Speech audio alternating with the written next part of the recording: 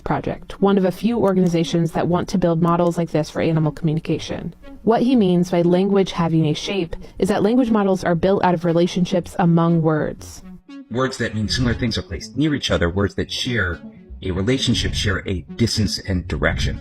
So man is to king as woman is to queen. So this is the shape of all those relationships among the English language's 10,000 most common words, visualized here by the Earth Species Project. Flattened out, it looks something like this. Something really miraculous happened in 2017, and that was researchers discovered that you could take the shape of any one language and match it to the shape of any other language, and the point, which is dog, ends up in the same spot. This idea that similar words can be located in other languages in roughly the same place is what gives the Earth Species Project hope we could do a version of this for animal communication. To do a translation without needing any examples, without needing a Rosetta Stone.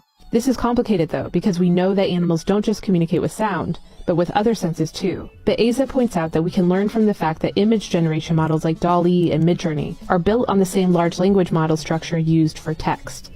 It turns out behind the scenes, it's again these kinds of shapes. There's the shape that represents sound, the shape that represents images. Those two shapes get aligned, and now you can translate between images and text.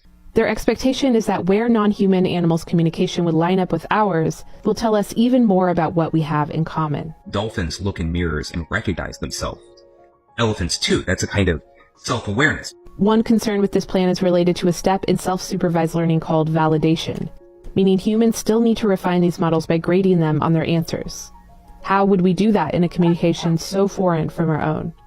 We also might have too high of expectations of this overlap, or the capacity for having a conversation with a non-human animal in a shared language and about shared experiences. Hey Kurt, how are you doing, dude? So I'm about to translate that into a meow.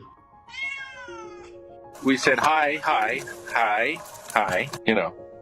Next time you want to say, how are you? I do not think that humans should be considered more important than other species. But that doesn't mean that there's no usefulness in distinguishing between language, which is this very specific behavior that, at least based on what we currently know, seems to be unique to humans, and other forms of communication.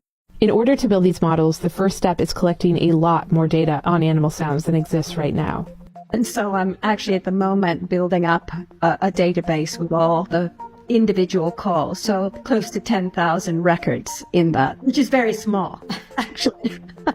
Around the world, animal researchers are in the midst of a massive data collection effort, tagging and recording animals with video and sound and spatial data to feed these data-thirsty models. Time will tell whether true interspecies communication will be facilitated by AI, but researchers hope that discoveries along the way will continue to have an impact on our appreciation and protection of the species we share the planet with.